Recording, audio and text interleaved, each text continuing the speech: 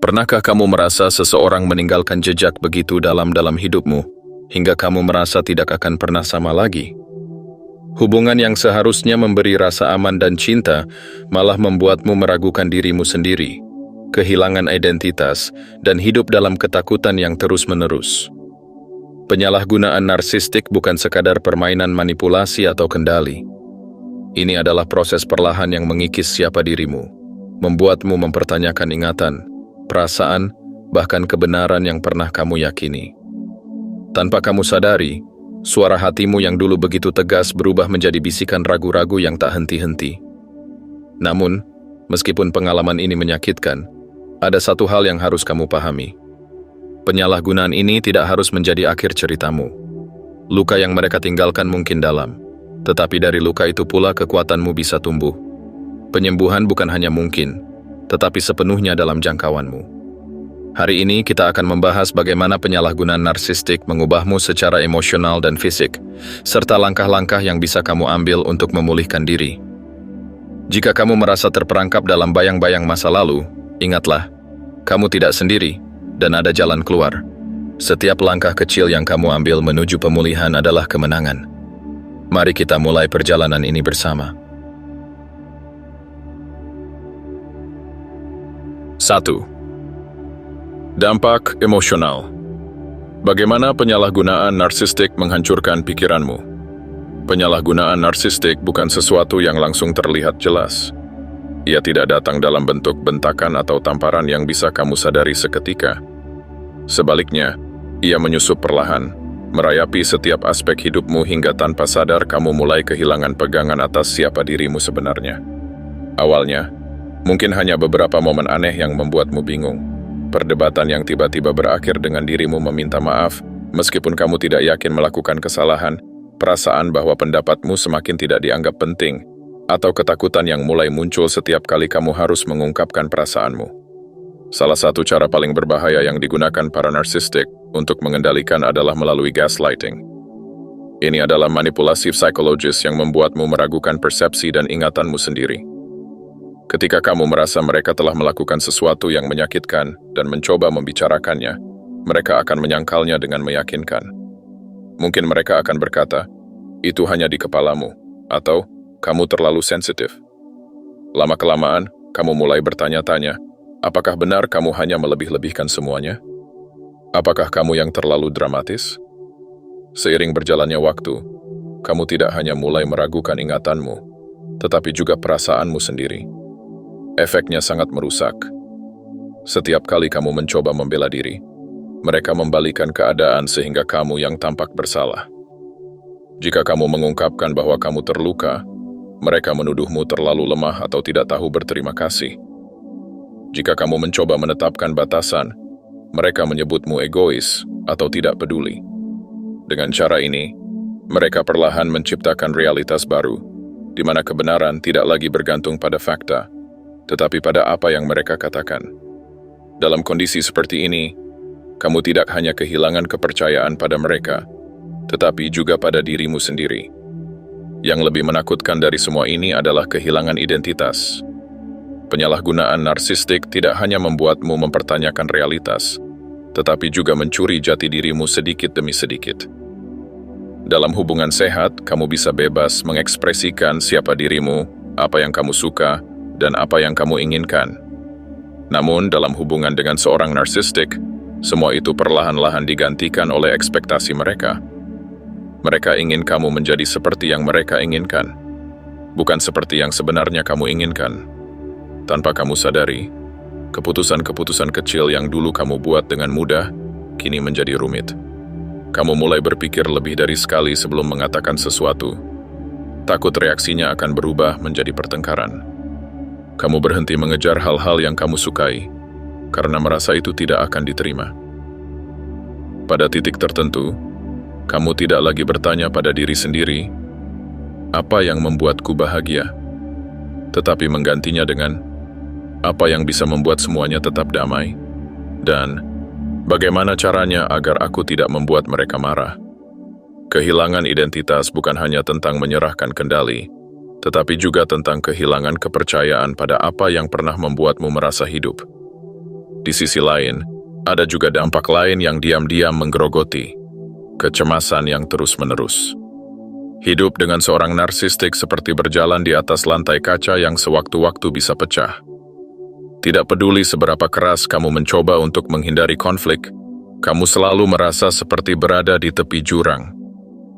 Kamu menjadi sangat peka terhadap nada bicara mereka, ekspresi wajah mereka, bahkan keheningan yang tiba-tiba.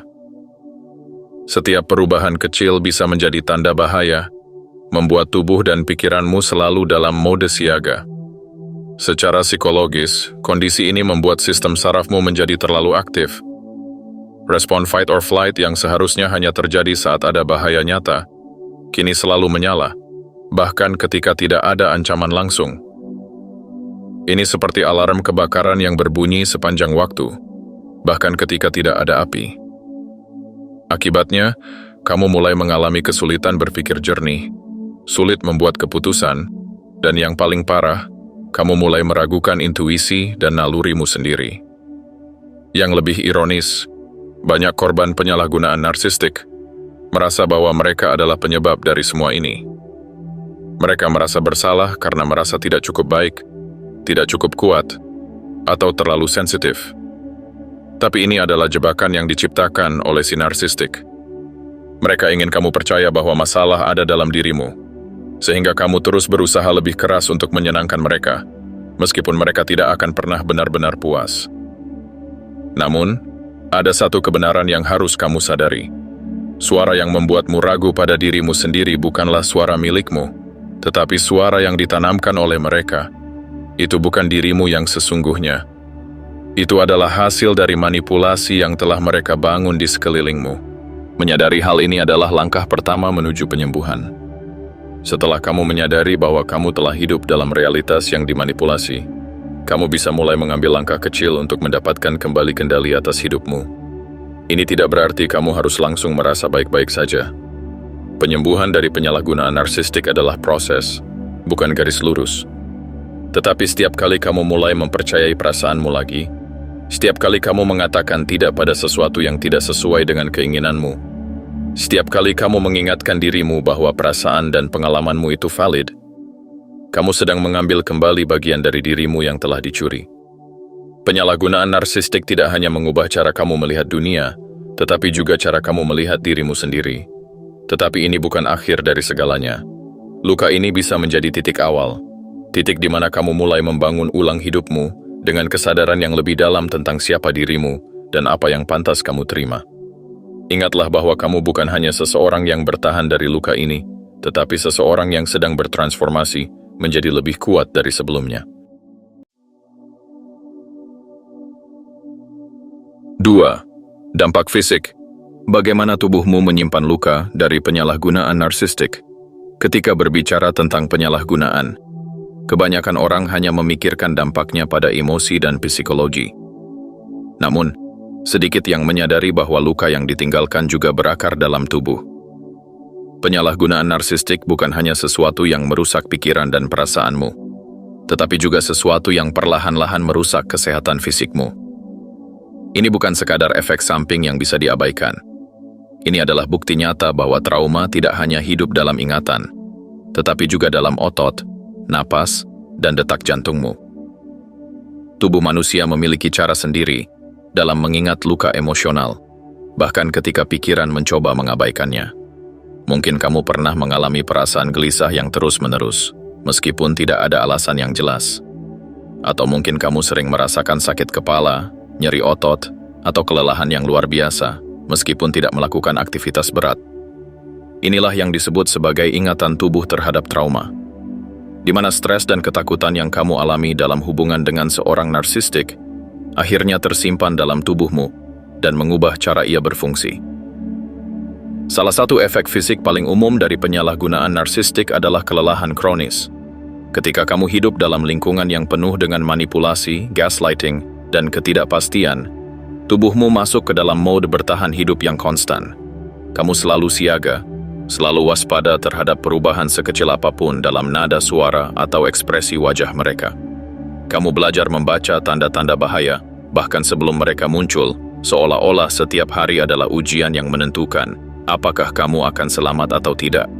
Akibatnya, tubuhmu terus-menerus melepaskan hormon stres seperti kortisol dan adrenalin, yang seharusnya hanya diproduksi dalam situasi darurat. Jika ini berlangsung dalam waktu singkat, tubuh dapat pulih dengan cepat. Namun jika ini terjadi selama berbulan-bulan atau bertahun-tahun, tubuh mulai kelelahan. Ini sebabnya banyak korban penyalahgunaan narsistik merasa lelah sepanjang waktu, meskipun mereka tidur berjam-jam. Ini bukan kelelahan biasa. Ini adalah kelelahan yang berasal dari dalam jiwa, membuatmu merasa seperti tidak ada jumlah istirahat yang cukup untuk benar-benar mengembalikan energimu. Tidak hanya itu, stres kronis akibat penyalahgunaan narsistik juga dapat melemahkan sistem kekebalan tubuh. Tubuhmu menganggap lingkungan yang penuh tekanan sebagai situasi darurat yang membutuhkan energi penuh untuk bertahan hidup. Karena itu, sistem kekebalan yang seharusnya melindungi dari penyakit justru menjadi lemah. Kamu mungkin menyadari bahwa kamu lebih mudah sakit, mengalami alergi yang lebih parah, atau mengalami luka yang lebih lama sembuh dibandingkan sebelumnya. Ini bukan kebetulan. Ini adalah cara tubuhmu memberitahu bahwa ada sesuatu yang tidak beres. Selain sistem kekebalan yang melemah, penyalahgunaan narsistik juga sering menyebabkan gangguan pencernaan. Banyak korban mengalami sakit perut yang tidak bisa dijelaskan, gangguan lambung seperti asam lambung naik, atau bahkan sindrom iritasi usus. Ini terjadi karena stres yang terus-menerus membuat sistem pencernaan terganggu, menyebabkan makanan tidak dicerna dengan baik, dan usus menjadi lebih sensitif terhadap rangsangan. Tubuh juga menyimpan trauma dalam bentuk ketegangan otot. Banyak korban penyalahgunaan narsistik mengalami nyeri di bagian leher, bahu, dan punggung yang terus-menerus. Ini bukan hanya akibat dari postur tubuh yang buruk atau kelelahan biasa, tetapi akibat dari tubuh yang selalu bersiap menghadapi serangan, bahkan ketika tidak ada ancaman nyata. Tanpa disadari, kamu mungkin sering mengepalkan tangan, mengatupkan rahang, atau menegangkan otot leher dan bahumu karena ketegangan emosional yang tidak pernah benar-benar hilang. Efek fisik ini juga bisa berlanjut bahkan setelah hubungan dengan seorang narsistik berakhir. Banyak korban masih mengalami serangan panik, gangguan tidur, atau mimpi buruk lama setelah mereka pergi. Ini karena tubuh dan otak masih berada dalam mode bertahan hidup, seolah-olah bahaya bisa muncul kapan saja. Kamu mungkin mengalami momen-momen di mana detak jantungmu tiba-tiba meningkat, tanganmu berkeringat, atau napasmu menjadi pendek, bahkan dalam situasi yang seharusnya tidak mengancam. Ini adalah gejala dari gangguan stres pasca trauma, PTSD, yang sering kali terjadi pada mereka yang telah mengalami penyalahgunaan emosional dalam waktu lama.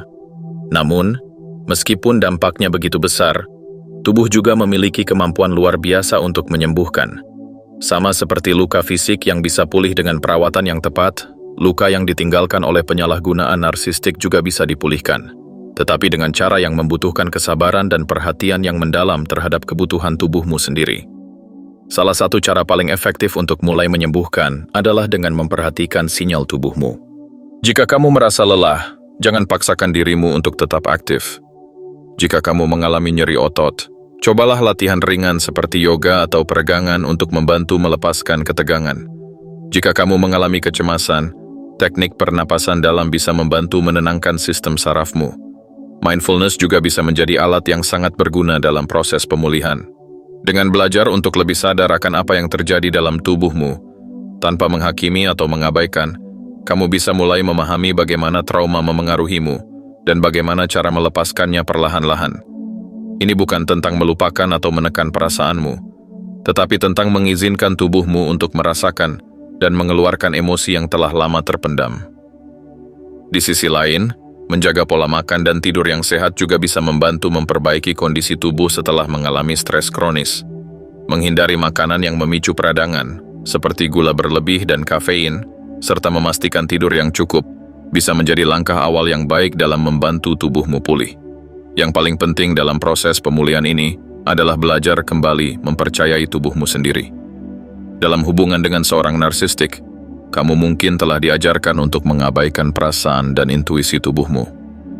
Kamu mungkin terbiasa berpikir bahwa kamu hanya terlalu sensitif atau terlalu reaktif. Tetapi sekarang, saatnya untuk mendengarkan sinyal yang diberikan tubuhmu dengan penuh perhatian. Jika sesuatu terasa salah, percayalah pada dirimu sendiri. Tubuhmu telah berjuang bersamamu sepanjang waktu. Ia telah menghadapi begitu banyak tekanan dan luka, tetapi ia juga memiliki kekuatan luar biasa untuk pulih. Dengan memberi perhatian lebih pada apa yang tubuhmu butuhkan, baik itu istirahat, olahraga ringan, atau sekadar momen ketenangan, kamu bisa mulai melepaskan trauma yang telah tertanam di dalamnya. Penyalahgunaan narsistik meninggalkan luka yang nyata, tetapi luka itu bukanlah takdir. Dengan kesadaran, perawatan, dan waktu, kamu bisa mulai menyembuhkan, satu langkah kecil pada satu waktu. Dan yang lebih penting, kamu bisa mulai membangun kembali hubungan yang lebih sehat, bukan hanya dengan orang lain, tetapi juga dengan tubuhmu sendiri. 3. Jejak psikologis, trauma dan pola yang berulang. Bahkan setelah seorang narsistik pergi dari hidupmu, jejak mereka tetap ada. Mereka mungkin tidak lagi hadir secara fisik, tetapi bayangan mereka masih mengintai di dalam pikiranmu. Kamu bisa saja bebas secara teknis, tetapi kebebasan itu terasa hampa ketika kenangan, rasa takut, dan luka yang mereka tinggalkan masih menghantuimu. Ini adalah salah satu bentuk penderitaan paling menyakitkan dari penyalahgunaan narsistik. Dampaknya yang terus bertahan, bahkan setelah hubungan itu berakhir. Salah satu warisan paling menyakitkan yang ditinggalkan oleh hubungan dengan seorang narsistik adalah trauma bonding. Ini adalah fenomena psikologis di mana kamu merasa terikat secara emosional dengan seseorang yang telah menyakitimu. Kamu tahu mereka beracun, kamu tahu mereka telah mempermainkan perasaanmu, tetapi ada bagian dalam dirimu yang masih merasa terikat dengan mereka. Ini bukan sekadar cinta yang belum hilang. Ini adalah bentuk keterikatan yang berasal dari siklus kekerasan emosional yang terus berulang. Dalam hubungan narsistik, ada pola yang terus dimainkan. Mereka memberikan kasih sayang yang intens, lalu mencabutnya secara tiba-tiba, hanya untuk memberikannya kembali saat kamu mulai merasa ingin pergi. Ini menciptakan semacam kecanduan emosional, di mana kamu terus berharap bahwa mereka akan kembali menjadi orang yang dulu mereka perlihatkan di awal hubungan. Harapan ini membuatmu tetap bertahan, meskipun kamu tahu jauh di dalam hatimu bahwa siklus ini tidak akan pernah benar-benar berakhir. Yang lebih menyakitkan, trauma ini tidak berhenti setelah hubungan berakhir. Setelah bertahun-tahun dimanipulasi, kamu mulai kehilangan kepercayaan pada orang lain, bahkan pada dirimu sendiri.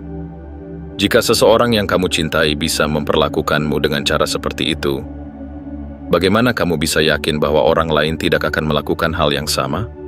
Jika seseorang yang dulu begitu perhatian bisa berubah menjadi begitu kejam, bagaimana kamu bisa yakin bahwa hubungan lain tidak akan berakhir dengan cara yang sama? Akibatnya, banyak korban penyalahgunaan narsistik menjadi sangat waspada dalam hubungan baru. Mereka membaca terlalu banyak makna dalam setiap kata atau tindakan orang lain, mencari tanda-tanda bahaya bahkan ketika tidak ada. Mereka sulit mempercayai niat baik seseorang, karena pengalaman masa lalu telah mengajarkan bahwa niat baik seringkali hanyalah kedok untuk manipulasi. Tetapi kehancuran yang ditinggalkan oleh penyalahgunaan narsistik tidak hanya terbatas pada bagaimana kamu melihat orang lain. Ia juga mengubah cara kamu melihat dirimu sendiri. Seorang narsistik tidak hanya memanipulasi kenyataanmu, tetapi juga merusak cara kamu berbicara kepada dirimu sendiri. Kata-kata mereka, kritik mereka, dan hinaan mereka terus bergema di dalam kepalamu, bahkan lama setelah mereka pergi. Mungkin kamu pernah mendengar mereka mengatakan bahwa kamu tidak cukup baik, bahwa kamu terlalu sensitif, bahwa kamu tidak bisa hidup tanpa mereka. Mungkin kamu pernah mengalami momen di mana kamu ingin melakukan sesuatu yang baru, tetapi suara mereka di kepalamu berkata, kamu tidak akan pernah berhasil. Mungkin kamu pernah melihat dirimu di cermin dan mendengar suara yang berkata, tidak ada yang akan mencintaimu setelah ini. Suara itu bukan milikmu. Itu adalah warisan yang mereka tinggalkan. Itu adalah bagian dari permainan mereka untuk memastikan bahwa bahkan setelah mereka pergi, mereka masih memiliki kendali atas dirimu. Ini adalah bagaimana penyalahgunaan narsistik tetap bertahan dalam kehidupan seseorang, bahkan ketika hubungan itu sudah berakhir secara fisik. Yang lebih menyakitkan, banyak korban penyalahgunaan narsistik menemukan diri mereka menjalani pola yang sama dalam hubungan berikutnya.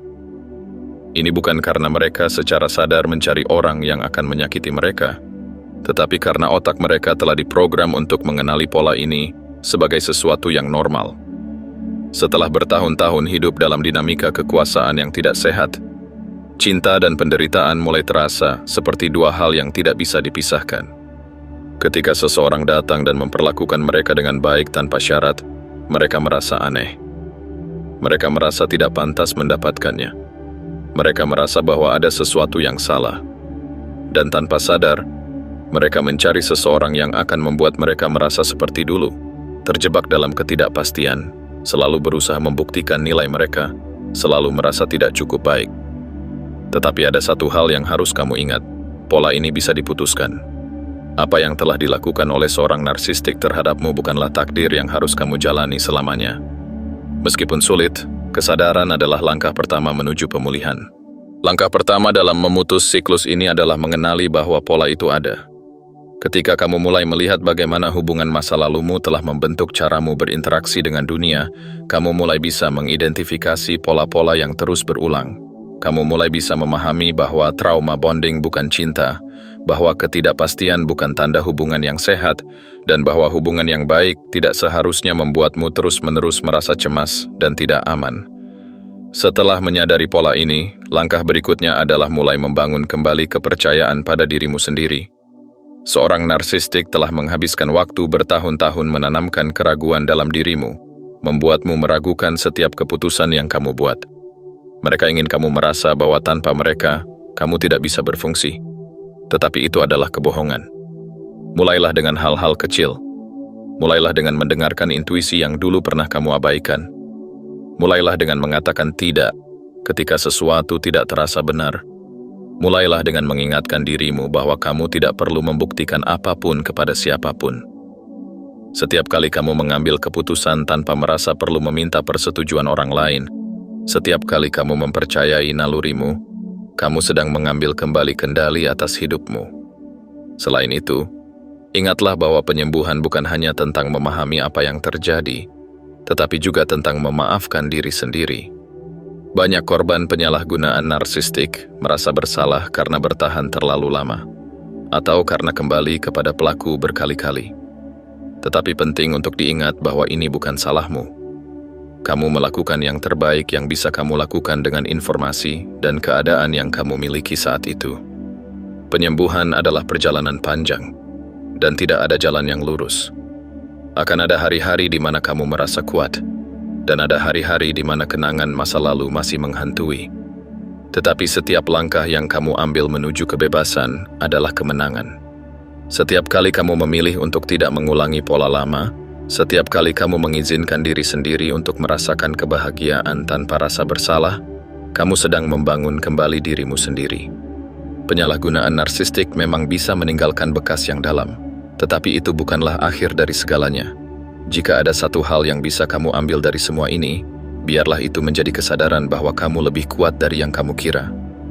Seorang narsistik ingin membuatmu percaya bahwa kamu lemah, tetapi faktanya, kamu telah bertahan dari sesuatu yang begitu merusak, dan kamu masih di sini, masih mencari cara untuk menyembuhkan, masih berjuang untuk menemukan kembali siapa dirimu sebenarnya. Itu adalah bukti kekuatanmu. Meskipun luka ini mungkin tidak akan pernah sepenuhnya hilang, luka-luka itu bisa menjadi bukti perjalananmu. Bukti bahwa kamu telah melalui sesuatu yang sulit, tetapi tidak membiarkannya mendefinisikanmu. Kamu tidak lagi terikat oleh apa yang mereka lakukan padamu. Kamu memiliki kekuatan untuk mengubah narasimu sendiri. Dan hari ini, kamu mengambil langkah pertama untuk melakukannya.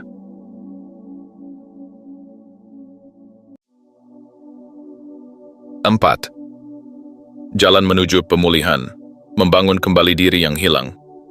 Melepaskan diri dari bayang-bayang penyalahgunaan narsistik bukan hanya tentang keluar dari hubungan yang menyakitkan. Itu hanyalah langkah awal. Yang lebih sulit adalah perjalanan panjang untuk membangun kembali dirimu sendiri. Bagaimana kamu berpikir? Bagaimana kamu merasakan? Bagaimana kamu melihat dunia? Dan bagaimana kamu mempercayai dirimu kembali? Setelah bertahun-tahun berada dalam pengaruh manipulasi dan gaslighting, jati dirimu mungkin terasa seperti puing-puing yang berserakan, dan setiap upaya untuk menyatukannya kembali bisa terasa melelahkan. Tetapi meskipun proses ini panjang, ia bukan sesuatu yang mustahil. Langkah pertama dalam penyembuhan adalah mengakui apa yang telah terjadi. Ini mungkin terdengar sederhana, tetapi bagi banyak korban penyalahgunaan narsistik, hal ini bisa menjadi tantangan besar. Gaslighting yang terus-menerus mungkin telah membuatmu meragukan realitasmu sendiri. Kamu mungkin sering berpikir, apakah aku benar-benar disalahgunakan? Atau aku hanya terlalu sensitif?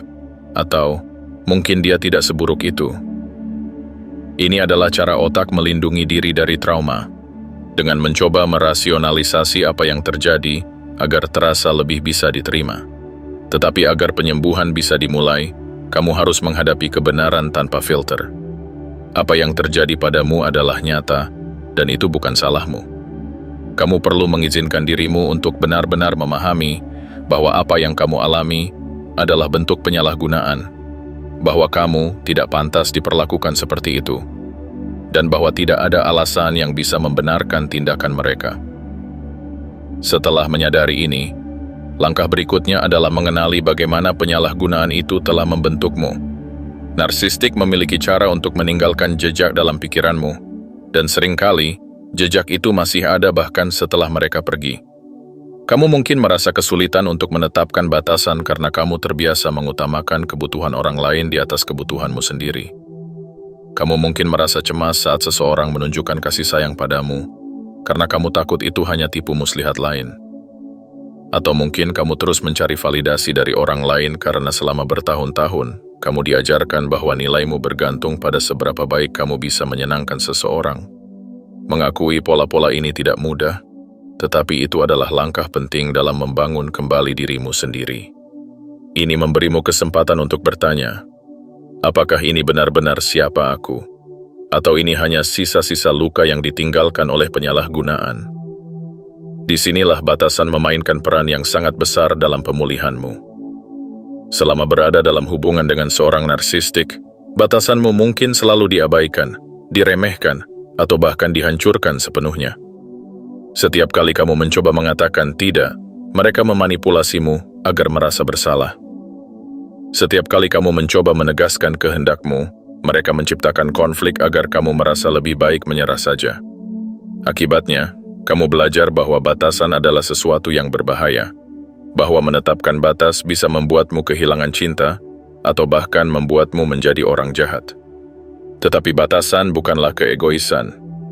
Batasan adalah bentuk perlindungan diri yang sehat. Mereka adalah cara untuk mengatakan, aku menghargai diriku sendiri cukup untuk tidak membiarkan orang lain merusakku lagi. Belajar menetapkan batasan mungkin terasa menakutkan pada awalnya, tetapi setiap kali kamu menegaskan batasmu dan menolaknya untuk dilanggar, kamu sedang membangun kembali kepercayaan pada dirimu sendiri. Kamu sedang menunjukkan pada dirimu sendiri bahwa kamu berharga dan pantas dihormati.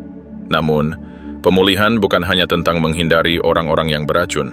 Pemulihan juga tentang menemukan kembali apa yang membuatmu bahagia. Seorang narsistik mungkin telah menghapus keinginan dan impianmu, menggantinya dengan harapan dan tuntutan mereka. Kamu mungkin telah kehilangan hobi, minat, atau bahkan kepercayaan diri untuk mencoba sesuatu yang baru. Bagian dari membangun kembali diri sendiri adalah memberikan ruang untuk mengeksplorasi kembali apa yang benar-benar membuatmu merasa hidup. Mungkin itu berarti kembali ke kegiatan yang dulu kamu sukai, tetapi kamu tinggalkan karena mereka tidak menyetujuinya.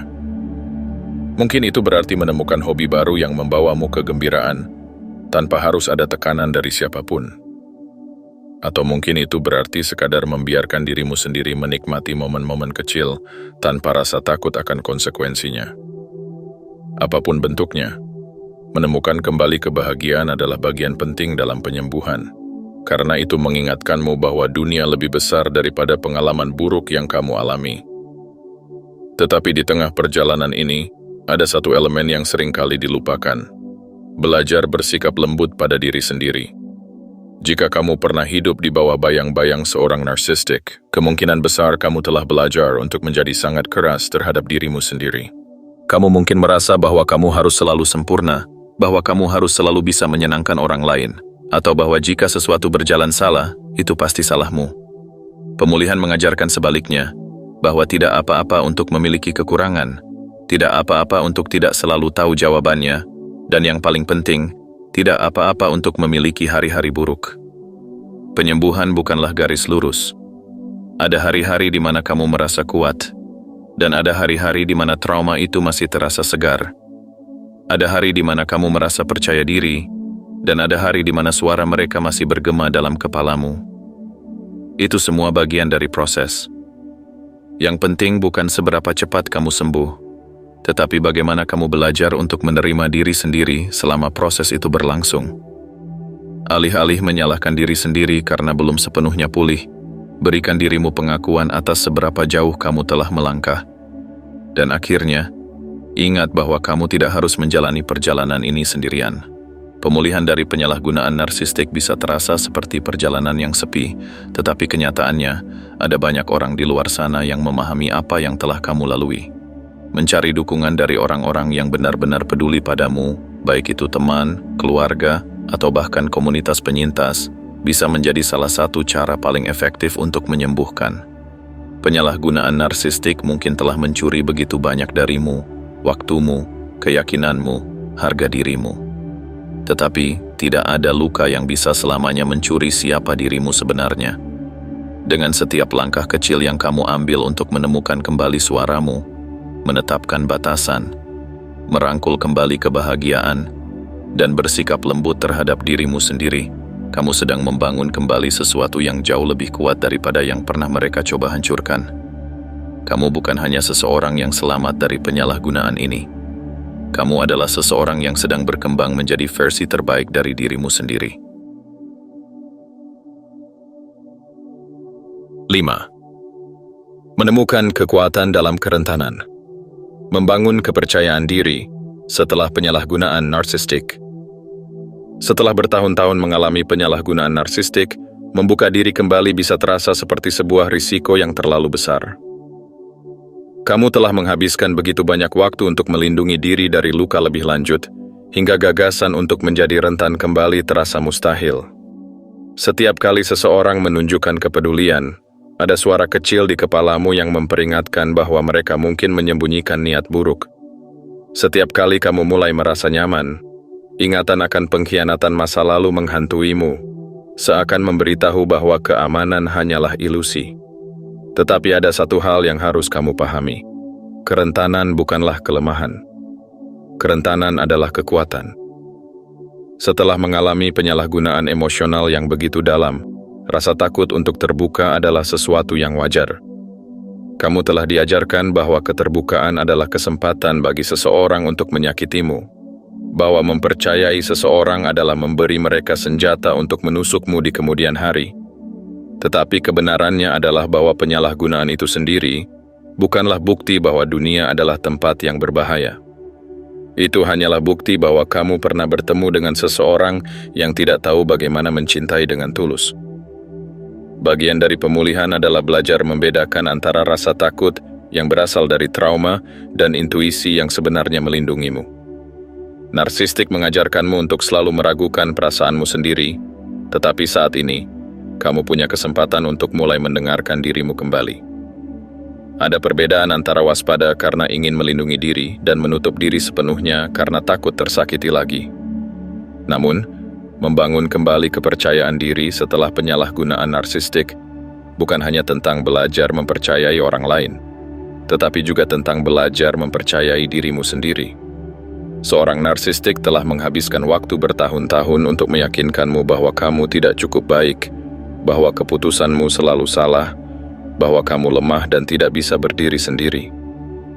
Kata-kata mereka mungkin sudah lama hilang dari bibir mereka, tetapi seringkali jejaknya masih ada dalam pikiranmu. Mungkin kamu meragukan pilihan-pilihan kecil yang seharusnya mudah. Mungkin kamu sering meminta pendapat orang lain sebelum mengambil keputusan karena kamu takut salah. Atau mungkin kamu merasa tidak berhak memiliki suara, karena selama ini, setiap kali kamu mencoba menyatakan pendapatmu, kamu selalu diputarbalikan dan diabaikan.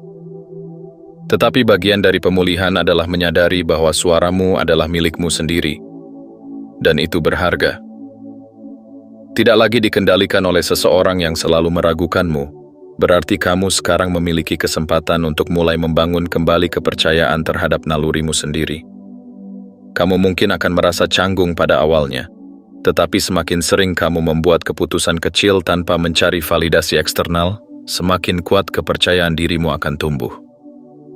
Kepercayaan diri juga berarti mengizinkan dirimu untuk merasa layak mendapatkan hal-hal baik dalam hidup. Penyalahgunaan narsistik bisa meninggalkan luka yang begitu dalam hingga kamu mulai percaya bahwa kebahagiaan bukanlah sesuatu yang pantas untukmu. Mungkin ada bagian dalam dirimu yang merasa bahwa karena kamu telah mengalami begitu banyak luka, itu berarti kamu tidak berhak mendapatkan sesuatu yang lebih baik.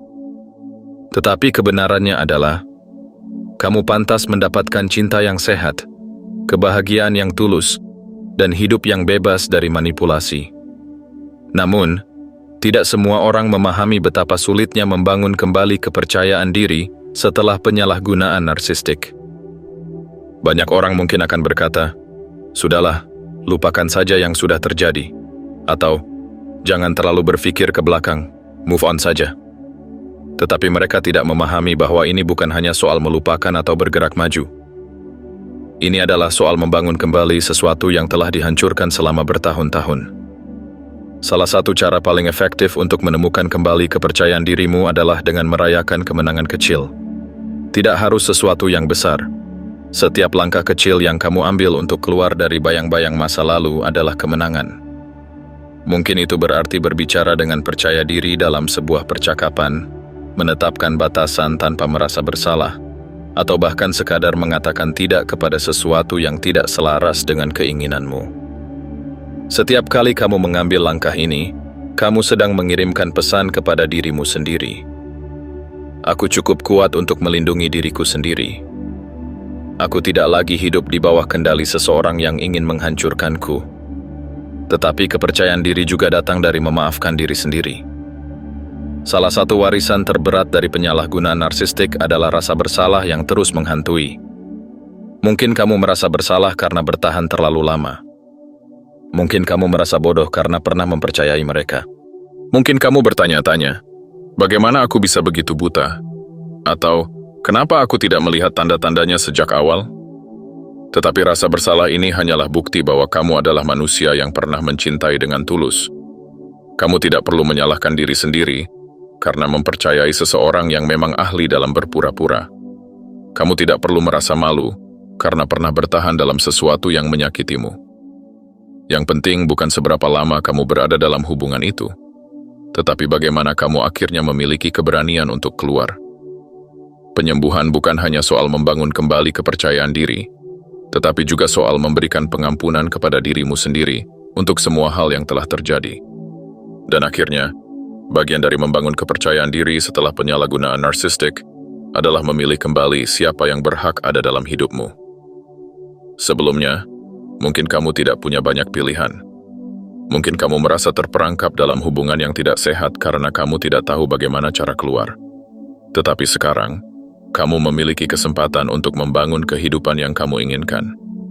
Kamu tidak lagi harus mengizinkan orang-orang yang hanya ingin mengambil keuntungan darimu masuk dalam hidupmu. Kamu tidak lagi harus berteman dengan orang-orang yang membuatmu merasa kecil. Kamu tidak lagi harus bertahan dalam hubungan yang tidak memberi kebahagiaan. Kali ini, kamu memiliki kendali penuh atas siapa yang boleh masuk dan siapa yang tidak. Dan ingatlah, tidak ada yang bisa mengambil kembali kekuatanmu kecuali dirimu sendiri. Mereka mungkin telah membuatmu merasa lemah, tetapi hari ini, kamu berdiri lebih kuat daripada sebelumnya. Mereka mungkin telah mencoba membungkam suaramu, tetapi hari ini, kamu memiliki hak untuk berbicara dengan lantang.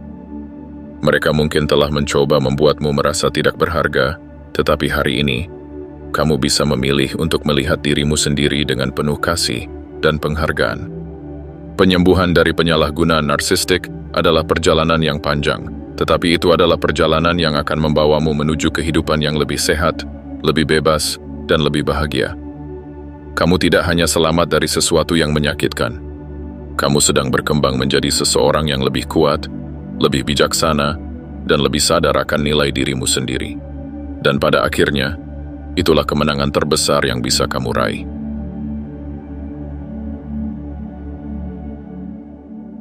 Enam, mengambil kendali atas hidupmu.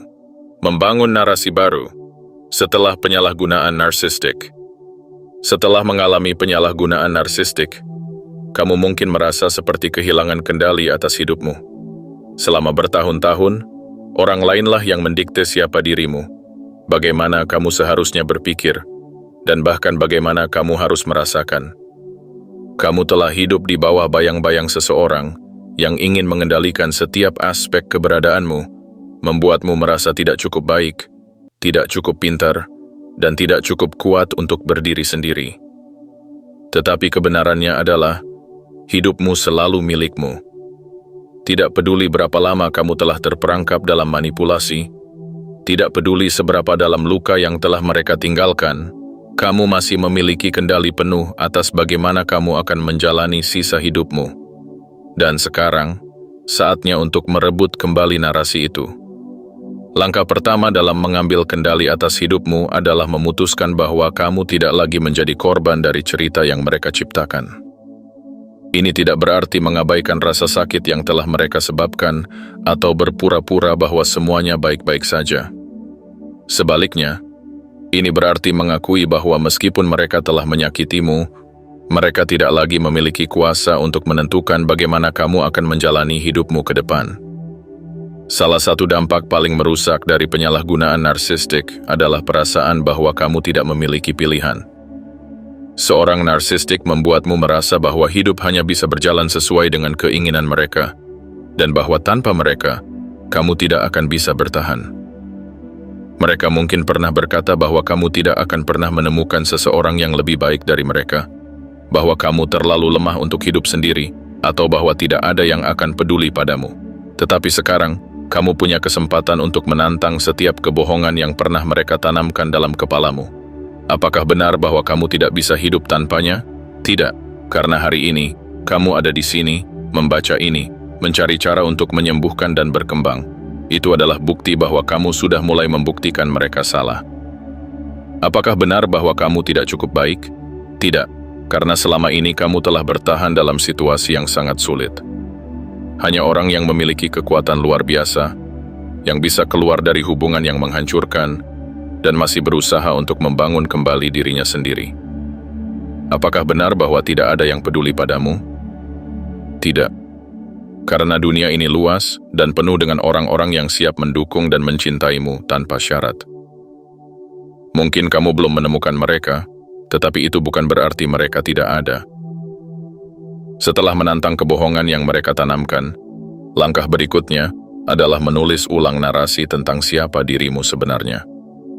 Seorang narsistik mungkin telah membuatmu percaya bahwa kamu lemah, tetapi siapa kamu tanpa narasi itu? Apa yang terjadi jika kamu mulai melihat dirimu sebagai seseorang yang tangguh, penuh potensi, dan berhak atas kebahagiaan? Menulis ulang narasi hidupmu bukan hanya tentang mengubah cara berpikir, tetapi juga tentang mengambil tindakan nyata untuk membuktikan kepada dirimu sendiri bahwa kamu memiliki kendali. Ini bisa dimulai dari langkah-langkah kecil, seperti membuat keputusan tanpa merasa perlu meminta persetujuan orang lain, atau mencoba sesuatu yang selalu ingin kamu lakukan, tetapi dulu kamu takut melakukannya karena mereka tidak menyetujuinya. Mungkin selama bertahun-tahun, kamu telah kehilangan arah tentang apa yang benar-benar membuatmu bahagia. Sekarang adalah waktunya untuk mengeksplorasi itu kembali. Apa yang membuatmu merasa hidup? Apa yang membuatmu tersenyum tanpa alasan? Apa yang membuatmu merasa bebas? Mulai dari hal-hal kecil, seperti mendengarkan musik yang kamu suka tanpa takut mereka akan mengejek seleramu. Makan makanan yang dulu kamu hindari hanya karena mereka mengatakan itu tidak cocok untukmu. Berpakaian dengan cara yang benar-benar mencerminkan dirimu, bukan cara yang mereka paksakan padamu. Dan yang lebih penting, izinkan dirimu untuk bermimpi lagi. Seorang narsistik mungkin telah mencuri harapan dan impianmu, tetapi mereka tidak bisa mengambil kemampuanmu untuk membangunnya kembali. Jika dulu kamu memiliki tujuan yang kamu tinggalkan karena mereka tidak mendukungmu, mungkin sekarang saatnya untuk mengejarnya kembali. Jika dulu kamu ingin melakukan sesuatu tetapi selalu takut akan kritik mereka, sekarang kamu bisa melakukannya tanpa batasan itu. Namun, membangun kembali narasi hidupmu juga berarti belajar melepaskan masa lalu tanpa membiarkannya mendefinisikan masa depanmu. Ini bukan berarti melupakan apa yang telah terjadi, karena pengalaman itu adalah bagian dari perjalananmu. Tetapi ini berarti memilih untuk tidak membiarkan pengalaman itu mengendalikan setiap keputusan yang kamu buat ke depan. Akan ada hari-hari di mana trauma itu masih terasa nyata. Akan ada momen di mana kenangan buruk muncul dan kamu mulai meragukan dirimu lagi. Tetapi setiap kali itu terjadi, ingatkan dirimu bahwa kamu bukan lagi orang yang sama seperti dulu. Kamu bukan lagi seseorang yang terjebak dalam manipulasi mereka. Kamu adalah seseorang yang sekarang memiliki kekuatan untuk memilih bagaimana hidupmu akan berjalan. Kamu tidak lagi harus hidup dalam ketakutan. Kamu tidak lagi harus berjalan di atas telur, takut akan kemarahan seseorang. Kamu tidak lagi harus mengorbankan kebahagiaanmu hanya untuk menjaga kedamaian yang semu. Hari ini, kamu memiliki kebebasan untuk menjadi siapapun yang kamu inginkan. Mungkin perjalanan ini tidak akan mudah. Mungkin akan ada saat-saat di mana kamu ingin menyerah dan kembali ke pola lama, karena itu terasa lebih nyaman. Tetapi ingat, setiap kali kamu memilih untuk mengambil kendali atas hidupmu sendiri, setiap kali kamu memilih untuk tidak kembali kepada pola yang merusak, setiap kali kamu berkata, "Aku berhak untuk bahagia," kamu sedang menulis ulang kisahmu sendiri. Penyalahgunaan narsistik bisa meninggalkan luka yang dalam, tetapi itu tidak harus menjadi akhir ceritamu. Luka itu bisa menjadi bagian dari masa lalumu, tetapi bukan bagian dari masa depanmu. Kamu memiliki kesempatan untuk membangun hidup yang lebih baik, hidup yang benar-benar milikmu. Dan saat kamu mulai melangkah ke masa depan dengan kepala tegak, ingatlah satu hal. Kamu lebih kuat dari yang pernah mereka buat kamu percaya. Kamu lebih dari sekadar luka yang mereka tinggalkan. Kamu lebih dari sekadar rasa sakit yang pernah kamu alami. Kamu adalah seseorang yang selamat, seseorang yang bertahan, seseorang yang sedang berkembang menjadi pribadi yang lebih kuat, lebih bijak, dan lebih sadar akan nilainya sendiri. Dan itu adalah sesuatu yang tidak akan pernah bisa mereka ambil darimu lagi.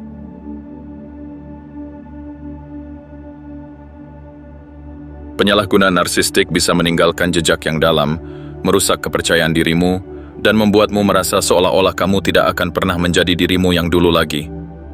Mereka mungkin telah mengambil waktumu, ketenanganmu, bahkan keyakinanmu pada kebaikan dunia. Tetapi ada satu hal yang tidak bisa mereka ambil, kemampuanmu untuk bangkit dan menulis ulang kisah hidupmu sendiri. Mungkin perjalanan ini tidak mudah. Mungkin masih ada hari-hari di mana kamu merasa lelah, di mana kenangan itu kembali menghantui, di mana kamu meragukan dirimu sendiri. Tetapi setiap kali kamu memilih untuk tidak kembali ke pola lama, setiap kali kamu berkata, "Aku layak untuk bahagia," setiap kali kamu mengambil langkah kecil menuju kehidupan yang lebih sehat, kamu sedang membangun sesuatu yang luar biasa, sebuah kehidupan yang tidak lagi dikendalikan oleh luka, tetapi oleh harapan dan keberanian. Penyembuhan bukanlah garis lurus. Akan ada hari-hari di mana kamu merasa kuat, dan akan ada hari-hari di mana kamu merasa rapuh. Tetapi yang terpenting adalah kamu terus bergerak maju. Kamu terus memilih untuk mempercayai dirimu sendiri. Kamu terus memilih untuk melihat ke depan, bukan ke belakang. Hari ini, kamu tidak lagi hanya bertahan. Kamu sedang berkembang. Kamu bukan hanya seseorang yang berhasil keluar dari hubungan yang menyakitkan, tetapi seseorang yang sedang membangun kehidupan baru dengan kesadaran dan kekuatan yang lebih besar. Dan ingatlah, masa depanmu tidak ditentukan oleh rasa sakit yang pernah kamu alami. Masa depanmu adalah milikmu, dan kamu berhak menjadikannya seindah yang kamu inginkan. Kamu berhak atas kebahagiaan, atas cinta yang tulus, atas hidup yang penuh dengan ketenangan dan makna. Jadi, ambillah napas dalam-dalam. Rasakan kebebasan yang kini ada dalam genggamanmu.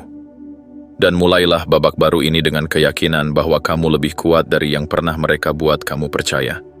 Kamu tidak hanya selamat dari luka ini, kamu sedang membangun kembali dirimu menjadi seseorang yang lebih utuh, lebih kuat, dan lebih berani dari sebelumnya. Ini bukan akhir. Ini adalah awal dari sesuatu yang lebih besar.